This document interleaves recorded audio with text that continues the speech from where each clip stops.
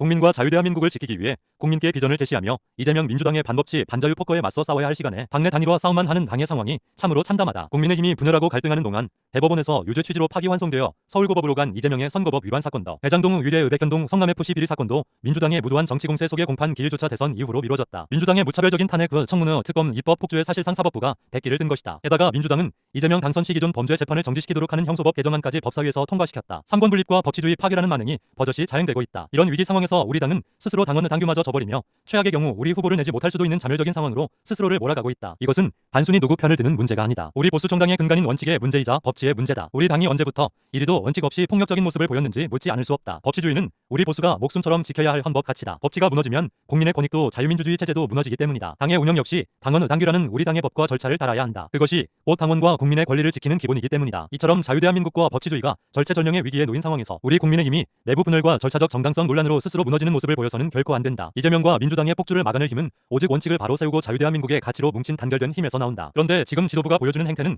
오히려 당의 근본과 원칙을 흔들어 이재명 민주당만을 이롭게 하고 있는 것은 아닌가. 지금이라도 법치의 원칙, 당원의 당규의 정신으로 돌아가 무엇이 옳고 그른지, 무엇이 승리의 길인지 냉철하게 따져봐야 한다. 특히 논란의 핵심인 당헌 제74조의 해석과 적용에 대한 명확한 입장을 밝히고자 한다. 첫째, 당헌 제74조에 있는 후보자 선출 과정에서 당원 제5장 대통령 후보자의 선출의 여러 규정에 대한 예외를 정하기 위한 규정이다. 예컨대 당대표가 대통령 선거에 출마하려면 1년 6개월 이전에 사퇴해야 하는 등의 특별한 사정을 위한 예외 규정일 뿐이다. 이미 우리 당의 경선 절차가 완료되어 대통령 후보자로 선출되고 당선 공고까지 된 이후 후보자를 교체하는 것까지 규정한 것은 아니다. 74조의 이를 아무리 확대 해석해도 그렇게까지 자의적으로 해석해서는 안 된다. 이 조항을 자의적으로 확대 해석하여 선출된 후보자를 교체하거나 그 지위를 흔드는 근거로 삼으려는 시도는 명백히 당원 당규의 정신에 위배된다. 이는 법치주의와 당의 민주적 절차의 근간을 부정하는 것으로 결코 있을 수 없는 일이며 어떤 명분으로도 정당화될 수 없다. 둘째, 황우여 선거관리위원장께서도 언론 인터뷰에서 분명히 이야기했다. 지도부의 선관위 재가동 요청에 대해 나는 이제 선대위원장으로 넘어갔으니 풀어달라 했다. 후보 선출까지만 선관위원장 임무이고 나머지는 후보 영역이다 라고 언급하신 바 있다. 이는 대통령 후보자 당선인 공고로서 선관위의 역할은 사실상 종료되었음을 확인해 준 것이다. 셋째, 어제 국민의힘 의원총회에서도